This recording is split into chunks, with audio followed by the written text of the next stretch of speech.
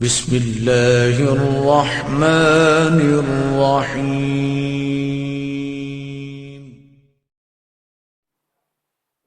اب میں کیسے عرض کروں کہ کن کن مرحلوں سے گزرا ہوں اپنی زندگی میں۔ ایک سیمینار تھا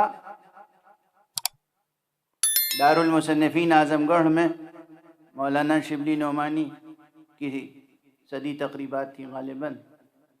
وہاں اس فقیر کو بھی بلایا گیا تھا۔ یہ مرحوم مولانا ضیاء الدین اصلاحی کے زمانے کی بات ہے، اور مجھ سے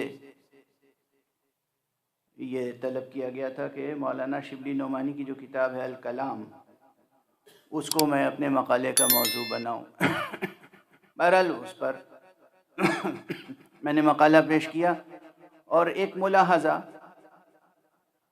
ایک تنقیدی زاویہ میرا یہ تھا کہ اصول دین پر، علم کلام پر کتاب لکھی ہے انہوں نے، لیکن صرف توحید پہ گفتگو کی اور نبوت پہ، آخرت پہ گفتگو ہی نہیں کی، چیپٹر ہی قائم نہیں کیا۔ اعتراض وارد تھا، لیکن میرے مقالے کے بعد ایک صاحب نے مجھ پر آ کر اعتراض کیا، کہا آپ کو معلوم ہی نہیں اصول دین بس دو ہی ہیں، توحید اور نبوت، آخرت ہے نہیں اصول دین میں شامل۔ ذرا دیکھیے، جب تعصب فکر میں آ جاتا ہے تو کیا انداز نظر ہوتا ہے، اور ہمارے یہاں حالانکہ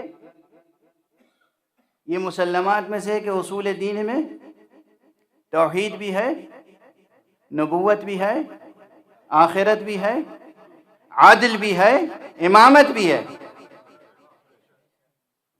لیکن مختصر طور پہ تین کا تو کوئی انکار نہیں کرتا، توحید، نبوت، آخرت۔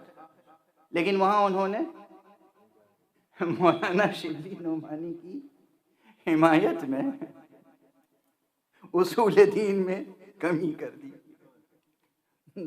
بہرحال وہ بات یوں یاد آ گئی مجھے کہ پورا قرآن مجید پڑھ جایا، اور تمام انبیاء کی سیرتیں اور تمام انبیاء کے پیغامات، اس میں رکن اساسی کے طور پہ دو چیزیں آتی ہیں، توحید اور آخرت، توحید اور آخرت، توحید اور آخرت۔ اور ہمارے یہاں توحید اور آخرت دونوں پر یقین ضروری ہے، اور دونوں پر یقین آ جاتا ہے ہمیں صرف معصوم زندگیوں کے اسلوب کو دیکھ کر۔